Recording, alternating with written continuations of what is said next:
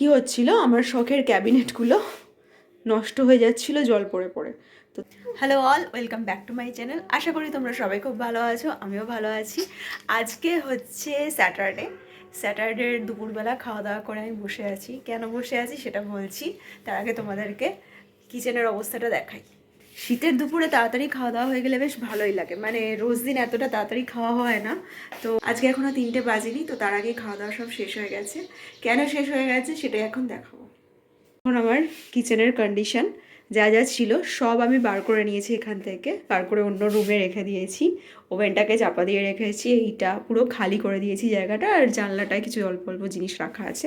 তো এই হচ্ছে অবস্থা। এইটা করা হয়েছে কারণ একটু পরে হচ্ছে একজন আসবেন, তো উনি এসে এইটাকে মেরামত করবেন। এই পাথরটা দেওয়া ছিল, এই পাথরের বিট মতো করা, এই যে পাথরটা দেওয়া ছিল সেটা ভেঙে পড়ে যায়।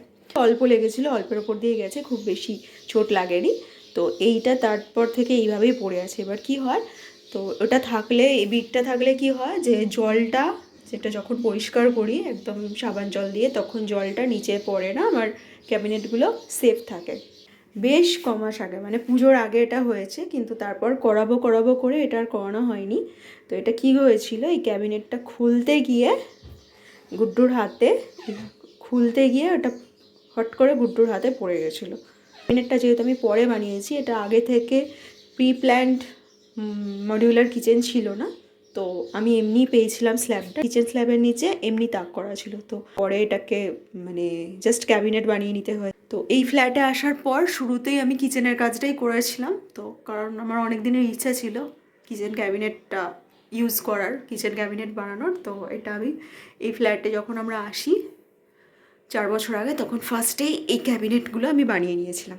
কি হচ্ছিল, আমার শখের ক্যাবিনেটগুলো নষ্ট হয়ে যাচ্ছিল জল পড়ে পড়ে। তো তার জন্য এটা আমি গুড্ডুকে বললাম, চলো বছর তো শেষ হতে যাচ্ছে, করাবো করে করানো আর হয় না, তো চলো লোক ডাকি এটা করিয়ে নিই। ডিসেম্বরের শুরুতেই এটা করার কথা ছিল, কিন্তু আমরা সাডেনলি পুরী চলে যাই ডিসেম্বরের শুরুতে, মানে নভেম্বরের শেষে। তো তখন এটা আর করানো হয়নি, তো সেই জন্য এখন এটা করাচ্ছি। আর কিছুদিন পরেই ক্রিসমাস, তারপর নিউ ইয়ার, সব চলে আসবে একে একে। আমার ক্রিসমাস খুব ভালো লাগে, আমার ক্রিসমাসের কেক খেতে ভালো লাগে, তাহলে একটু আসছি। এইটা আমি একা বানিয়েছি। হ্যালো রেইনবো, আমার কালার দেখাচ্ছি। আমার কালার পুলিন কালার মেলা থেকে কিনেছি। I love this colour, this is a painting. এখনও ততটা শীত পড়েনি, তোমরা হয়তো ভাবছো যে এখনও মানে কলকাতার শীতে দুপুরবেলায় সোয়েটার পরে রয়েছে। আমি একটু এমনিতেই শীত কাতুরে, তো সেই জন্য আমি পরে নিয়েছি আর কি।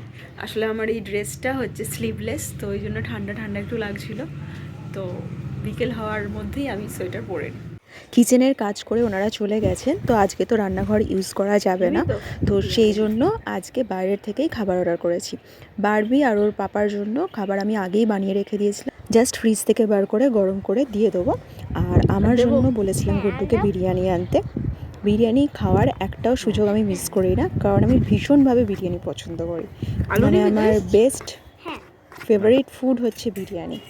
তো ওই বিরিয়ানিটা কিন্তু দারুণ ছিল। কিচেনের কাজ সন্ধ্যাবেলায় শেষ হতে হতে প্রায় 7টা বেজে গিয়েছিল, তার জন্য আমরা সেই দিনকে বেরোতে পারিনি। এই প্ল্যানটা আমাদের রবিবারেই করতে হলো বেরোনোর। রবিবার বিকেলবেলা আমরা গিয়েছিলাম বিধাননগর মেলায়। করুণাময়ীর পাশে যে মাঠ, যেখানে বইমেলা বসে, সেই মেলা প্রাঙ্গণেই বিধাননগরের এই মেলাটি বসে। কলকাতায় সমস্ত মেলার মধ্যে এই মেলাটি আমার সব থেকে ভালো লাগে। আর কোনো মেলায় যাই না যাই, আমি বিধাননগর মেলায় যাওয়ার সুযোগ কখনোই মিস করি না। প্রতি বছর একবার হলেও আমি বিধাননগর মেলায় যাই, এই কারণেই, কারণ এখানে দারুণ কালেকশান আসে বিভিন্ন জায়গা থেকে, খুব সুন্দর আর বেশ বড় মেলা প্রাঙ্গণ, আর এই মেলায় ধুলো একদম থাকে না, তো তার জন্য আমার এটা খুব ভালো লাগে।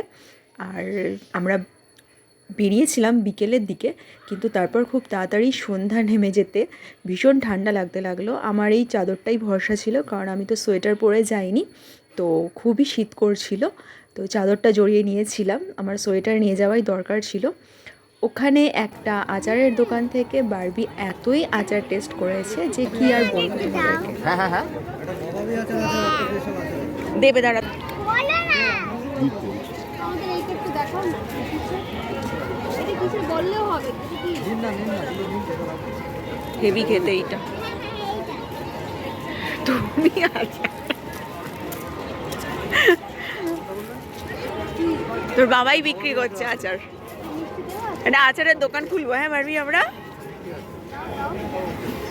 কেমন এবার বল আচারটা ভালো নাকি ওই যেটা কিনেছিস ওইটা ভালো মেলাতে এত রকম দেখার জিনিস রয়েছে তোমরা কেউ ভাবতে পারবে আচারের দোকানে গুড্ডু আর বারবি দাঁড়িয়ে জিনিস দেখেছে আর টেস্ট করেছে প্রায় 40 মিনিট ধরে আমি ওদেরকে যত বলছি চলো চলো বারবির আচার টেস্ট করা আর শেষই হয় না আমিও দু একটা টেস্ট করেছি কিন্তু ও মনে হয় ওখান থেকে 5-6 রকমের আচার টেস্ট করেছে এটা 40 টাকা 100 এটা ঝাল হবে এটা নিন এটা 100 দিয়ে দেবো বীরভূম থেকে এই আচারের স্টলটি বসেছিল এখানে তো বিভিন্ন ধরনের পাঁপড় আর বড়ির মধ্যে থেকে আমরা বেছে বেছে দু ধরনের পাঁপড় আর বড়ি এখান থেকে কিনে নিলাম সব মিলিয়ে এখানে আমাদের অনেকগুলো আইটেম কেনা হয়ে গিয়েছিল আর যতক্ষণ আমি এই ভিডিওটা ছাড়ছি ততক্ষণে আমাদের বড়ি আর পাঁপড়টা ছাড়া ম্যাক্সিমাম আচারই বাড়িতে খাওয়া শেষ হয়ে গিয়েছে মানে এরা এত আচার খেতে পছন্দ করে তাই আমি বারবিকে বলেছি তোকে এবার থেকে আমি বাড়িতেই আচার বানিয়ে দেবো যত খুশি খাস আর তারপর আমরা স্টল থেকে বিভিন্ন জিনিস কিনলাম এই স্টলটা বাচ্চাদের অনেক রকম জিনিস পাওয়া যাচ্ছিলো বারবি এখান থেকে অনেকগুলো জিনিস কিনেছে আর তারপর কিছু সেরামিকের দোকানে আমরা গেলাম সেখানে অনেক ধরনের জিনিস ছিল তো বেশ ভারী হবে আনতে গেলে তো সেই জন্য আমি এখান থেকে ইচ্ছে থাকা সত্ত্বেও বিশেষ কিছু নিইনি মানে কিছুই নিইনি আমি এখান থেকে কিন্তু খুব সুন্দর সুন্দর জিনিস ছিল এগুলো কিন্তু বেশ ভারী হয়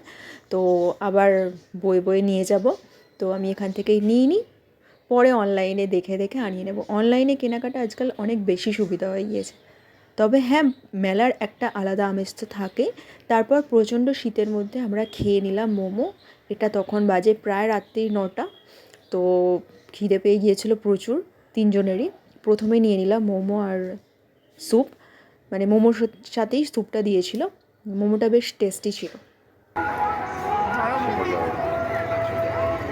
আর তারপর আমি নিয়ে নিলাম একটা ফিশ ফ্রাইটের টেস্টটা খুব একটা আমার ভালো লাগেনি একটু বেশি স্পাইসি ছিল তো বেশি স্পাইসি খাবার আজকাল আর ভালো লাগে না তো সেটা খেতে খেতে গুড্ডু তো এইসব কিছু খায় না ওকে বললেও ও নিল না ও নিল ঘুগনি তো সব খেয়ে দিয়ে আমরা আবার একটা স্টলে গিয়েছিলাম সেখান থেকে নিয়ে নিলাম সোয়েটার দুজনের দুটো ভিডিওটি ভালো লাগলে অবশ্যই লাইক করে দিও আর সাবস্ক্রাইব করে নিও আমার চ্যানেল আনকাট ভাইবস তোমাদের সাথে দেখা হবে আবার নতুন একটা ভিডিওতে এখন টাটা সবাই ভালো থেকো আর সবাইকে ভালো রেখো